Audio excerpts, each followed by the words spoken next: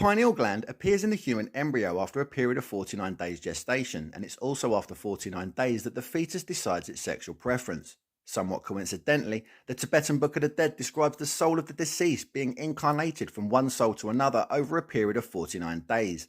It's this rather remarkable commonality which led Dr. Rick Strassman to conduct his now famous scientific studies of the pineal in relation to the naturally occurring psychoactive compound DMT in search of answers to the riddle of human consciousness.